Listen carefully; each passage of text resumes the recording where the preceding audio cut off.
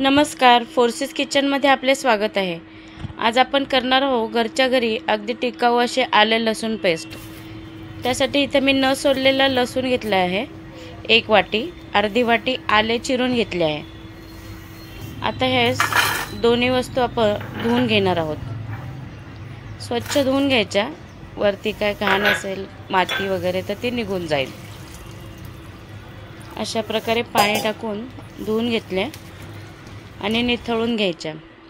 एक मिक्सरचे भांडे घेऊन त्यात आता ह्या दोन्ही वस्तू घातल्या, आले आणि लसूण, आणि एकदा मिक्सर हे फिरवून घ्यायचा।